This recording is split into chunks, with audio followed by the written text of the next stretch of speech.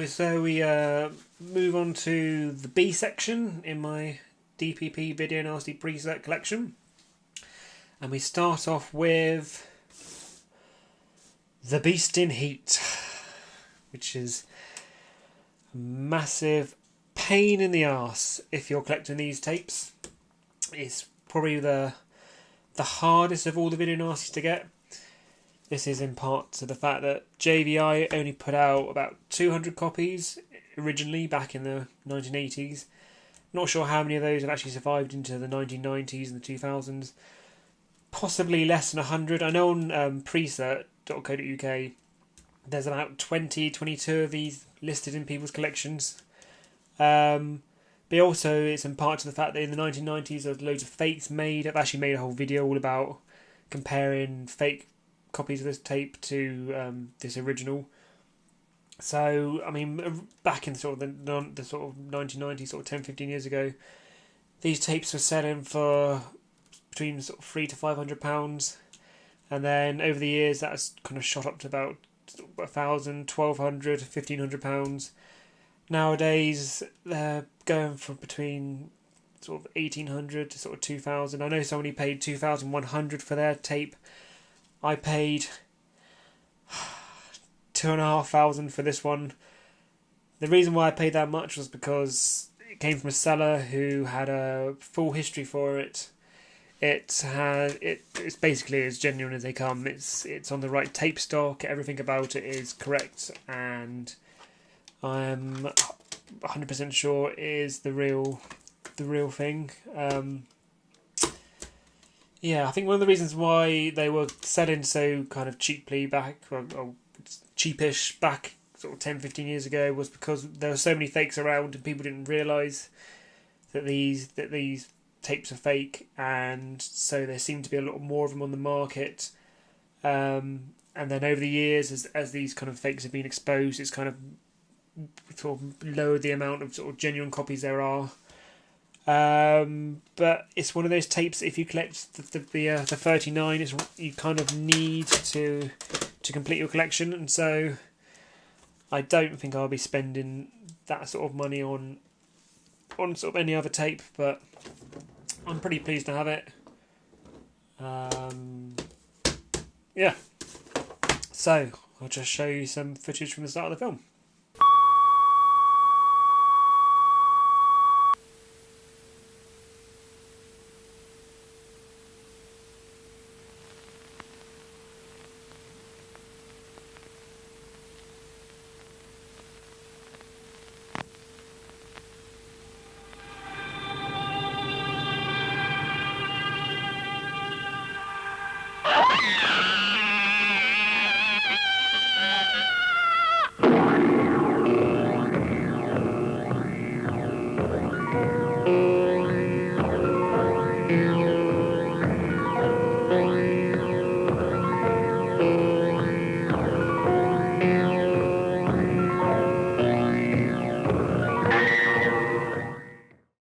Right.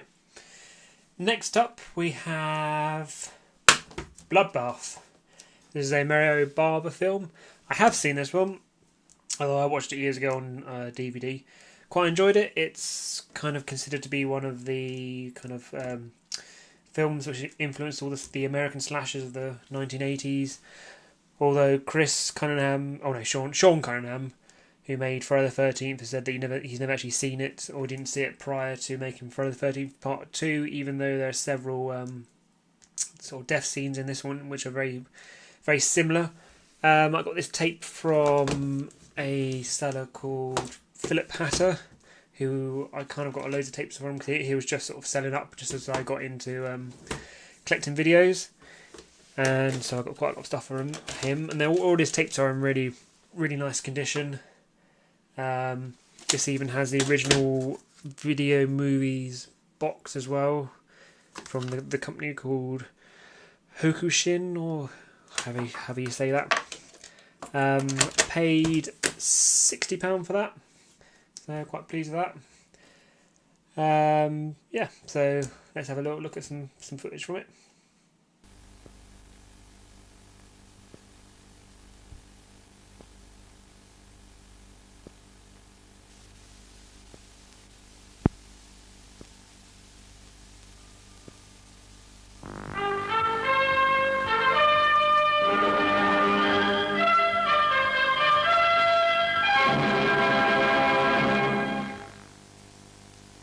copyright proprietor has licensed the film contained in this video cassette for private home use only.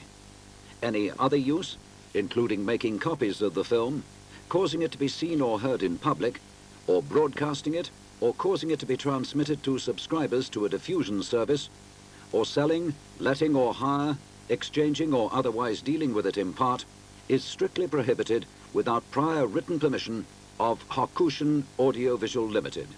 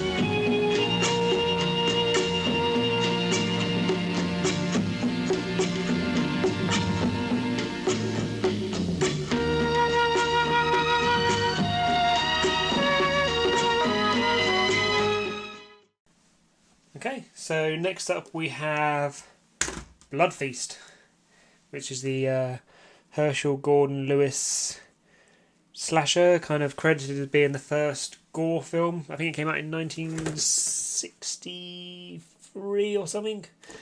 It's kind of the first kind of gore film in colour. I got this tape from a seller called Gary Pinkington. I think I paid £80 for it. It's not an original Astra box. I don't think any of my Astra videos have the original Astra boxes, but tape itself is in good condition. I haven't watched the film, never seen it, so I can't really comment on that. But yeah, it's a few marks and stuff on the sleeve, but apart from that, it's all pretty good condition. So I'll stick it in the VCR and have a look at playback.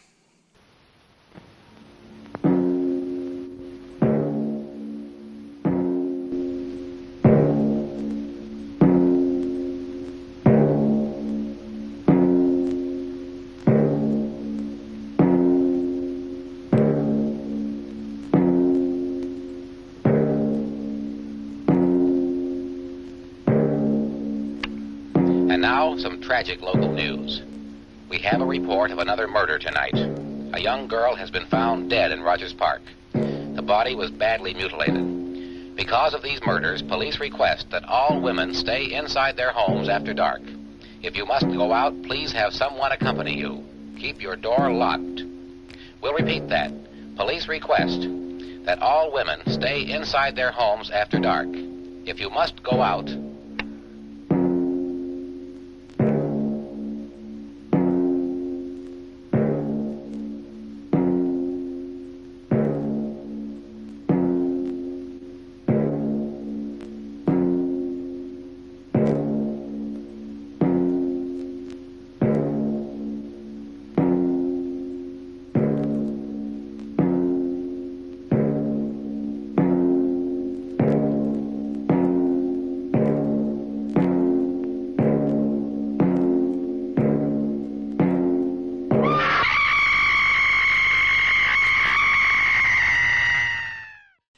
So next up we have Blood Rights, which is a Andy Milligan film, I believe.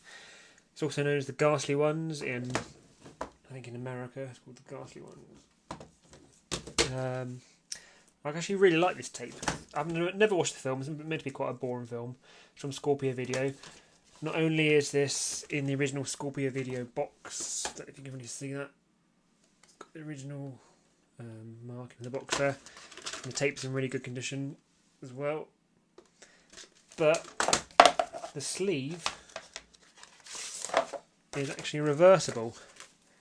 Not quite sure why they did that back in the 80s, because it wasn't really like a collector's market like there is today. So we get companies like Arrow Video that release DVDs with reversible sleeves. You know, back then when video first came out, they didn't really know about kind of the collectors and stuff that would pick these titles up later on.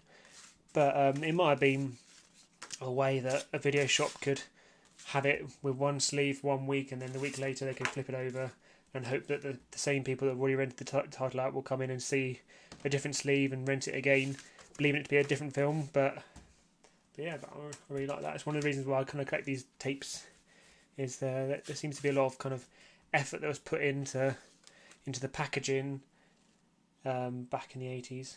So let's stick it back in the VCR and have a look at playback.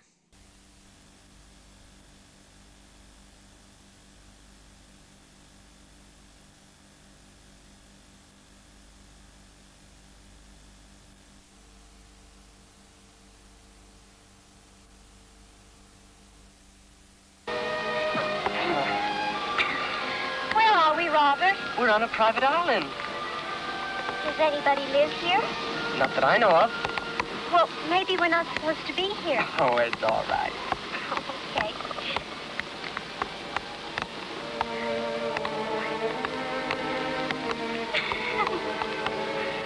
Have you had a nice day, Ada? Oh, I've had a wonderful day. I want to take a look around. Oh, please don't leave me, Robert. Oh, come on.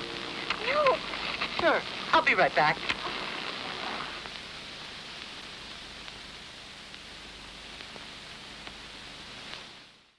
Got to say that I actually paid, I think, £55 for that copy of Blood Rights off of Philip Hatter. So that was quite a good buy. Next up we have Bloody Moon, which I got from a seller called David Cave, who I bought a few tapes from. This is the Jess Franco film. I think it's one of the only kind of slashers that he made. I have seen this tape. Well, I've seen the film. Watched it a few years back. It's alright. It's got a few good sort of murder scenes and stuff in it. Can't really remember much about the plot. I couldn't tell you the plot right now, but pretty happy with this tape. It's pretty nice condition, apart from a small sort of mark on the back. But apart from that, it's really good condition. Inside, the tape itself is in really nice condition as well. It's got just a basic Interlight Video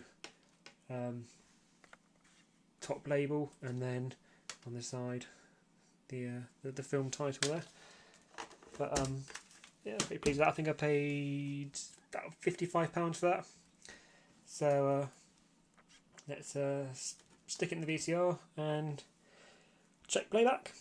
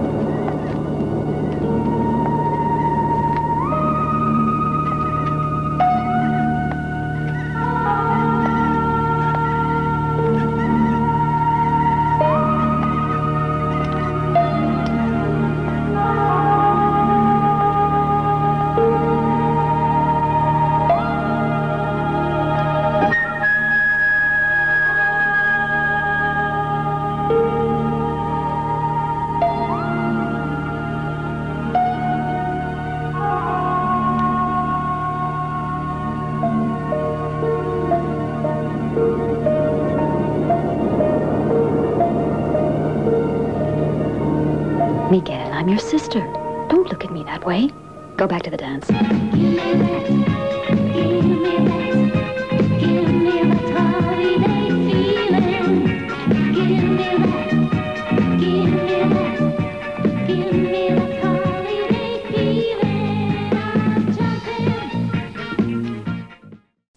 Finally on this list is Fernand. Now this was actually the very, very first preset video nasty I ever picked up. I got this in a charity shop about 2 or 3 years ago, and I paid a whole 50 pence for it, which really says something about these video nasties. When 50p for that one, 2.5 grand for Beast and Heat. So there we go. I mean, this is pretty good as well. This actually has the original Fawn EMI box. See there, it sort of opens backwards. I don't know if that's how it's meant to be. It was meant to open that way around. But if you open that way around, the label is upside down. So I assume it's meant to open that way. The film did have a bit of mould and stuff on there, so I clean it all up. It did have some sort of damage to the start of the tape, so I managed to fix all that. But yeah, pretty pleased with that. 50p charity shop find. It's probably the only charity shop find I'm ever going to get for these tapes, because nowadays charity shops don't seem to accept tapes anymore, which is a shame. I think I kind of got into the whole collecting lark a bit too late. If I'd sort of started 10-15 years ago, I could have had all the fun of going around car boot sales and charity shops and finding all these sort of tapes, but nowadays it's all just through collectors and eBay, where you end up paying a lot more sort of money for them. But I do like this tape, and I've seen the film before, quite enjoy it. So there we go.